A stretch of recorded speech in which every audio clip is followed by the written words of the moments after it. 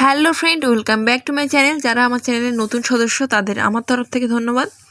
তোমরা যে কেকের ভিডিওটা দেখতে পাচ্ছ এটা কিন্তু বেশ কিছুদিন আগের ভিডিও, সময়ের অভাবে আর দিয়ে ওঠা হয়নি। এটা আমাদের পাশের এক দাদার মেজো মেয়ের জন্মদিন ছিল। ওরা ছিল 3 বোন। তো এইজন যার জন্মদিন সে হচ্ছে মেজো। তো তারই ছোটো বোন কেকটা কিন্তু আমার কাছে অর্ডার দিয়ে যায়, যেহেতু ওর বাবা এখানে থাকে না, বিদেশে থাকে। তবে কেকটা 2 পাউন্ডের করতে বলেছিল, কিন্তু আমি ওদের কেকটা একটু বড় করে 2.5 পাউন্ড করে দিয়েছিলাম।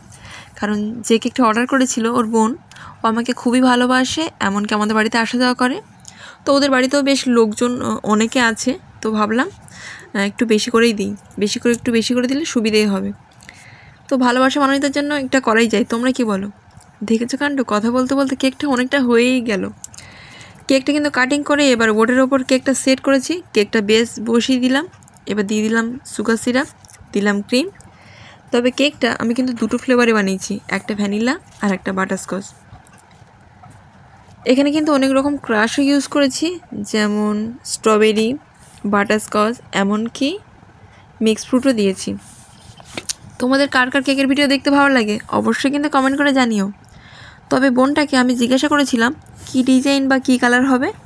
তবে ও বলল, কাকিমণি তুমি তোমার মতো বানিয়ে দিও। তবে কাস্টমার যদি এরকম বলে তবে একটু আমাদের চাপ হয়ে যায় যে আমি যেটা করব সেটা আবার ভালো লাগবে কিনা কাস্টমারের, বা কালারটাই বা কী হবে। তবে আমি চেষ্টা করেছি কালারটা যতটা হালকার উপরে রাখা যায়, কারণ বেশি কালার খাওয়া মোটেই কিন্তু ভালো না। কারণ এখানে একটা জন্মদিনের পার্টিতে বাচ্চা থেকে বয়স্ক সবাই থাকে, আর সবাই কিন্তু অল্প করে হলেও কেকটা খায়। তবে কাস্টমার যদি ডিমান্ড করে আমার ডিপ কালারের ওপরে বা ব্ল্যাক হোক, ব্লু হোক, যেমনটা বলবে তো আমাদেরকে তেমনটাই বানিয়ে দিতে হবে। অগত্যা আমাদের কোনো কথা তো সেখানে চলবে না। কাস্টমারের ডিমান্ড অনুযায়ী সেটা আমাদের করতেই হয়। এখানে যেহেতু কোনো ডিমান্ড ছিল না, তাই আমি কাজটা ওরকম আমার মতো আমি করেছি।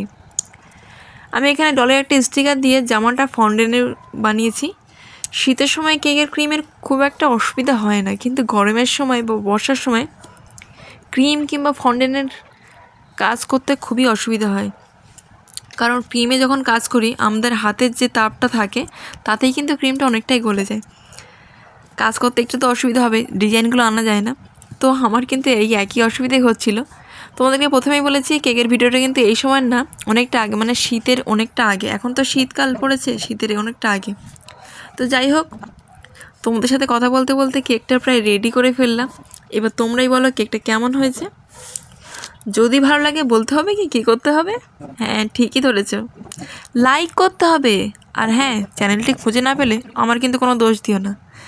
কেন বলো তো? তোমরা তো সাবস্ক্রাইব করতে ভুলে গেছো। আরে পাশেই বেল বোতামটা চেপে দাও। কি করছো তোমরা? তাহলে তো ভিডিওটা দেওয়ার সাথে সাথে তোমরা সবার আগে দেখতে পাবে। হ্যাঁ, ঠিকই ধরেছো। আজকের মতো এই পর্যন্ত। সবাই কিন্তু খুব ভালো থেকো। আর আমার এরকম ধরনের কেকের ভিডিও যদি তোমরা দেখতে চাও তবে কিন্তু কমেন্ট করে অবশ্যই জানিও। আমি কিন্তু নতুন নতুন কেকের ভিডিও আরও নিয়ে আসবো তোমাদেরকে দেখানোর জন্য।